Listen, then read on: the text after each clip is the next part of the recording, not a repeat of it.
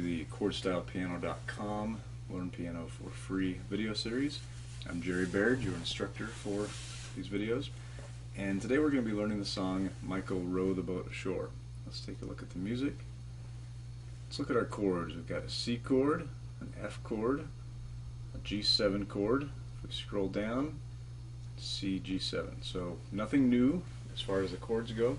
This is Book 1, Song 10 of the Clear and Simple Chord Style Piano series, which is available at chordstylepiano.com. Let's look at our melody, the right hand fingering. In the very beginning we're going to be stretching from the C to the E. Our thumb will play the C, index finger will play the E. This is the right hand melody. And then we're going to move just one key down. When we get to this G, we'll play it with our fifth finger instead of our fourth.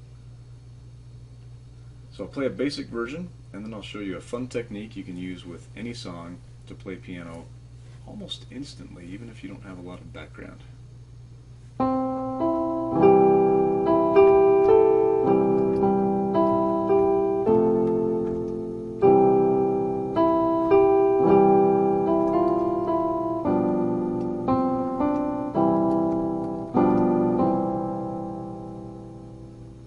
Alright, let me play that.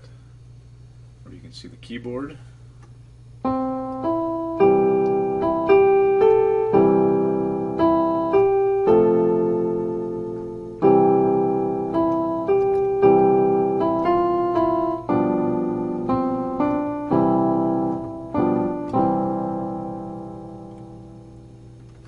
Great, now let me show you this technique.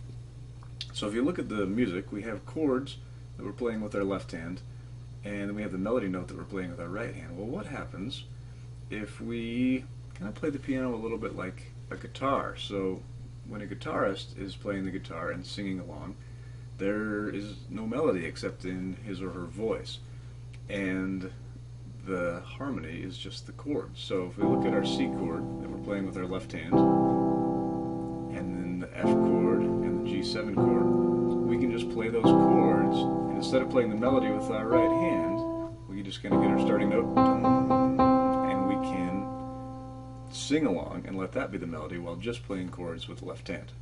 So, Michael row the boat ashore, hallelujah. Michael row the boat ashore, hallelujah. If we want to make that sound a little bit richer, we can also play the chord with our right hand. So this would be kind of a more advanced technique. The left hand is maybe getting better at chords if you've been following along with these videos and practicing, but the right hand is kind of brand new to them. So that might take a little practice at first, but this way we can play 6 notes at a time. Here's our left hand chord, here's our right hand chord, and that's similar to a guitar because a guitar has 6 strings. So let's play with that and see what it sounds like. Here's our starting note. Michael row the boat ashore, hallelujah.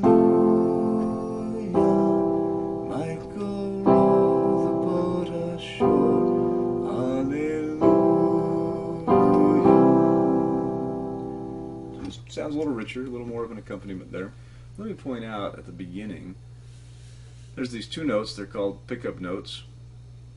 Again, this is music math. This last measure ends with 2 beats instead of 4, and this first measure begins with 2 beats. So it still ends up adding up to 4 beats, they just happen at different times.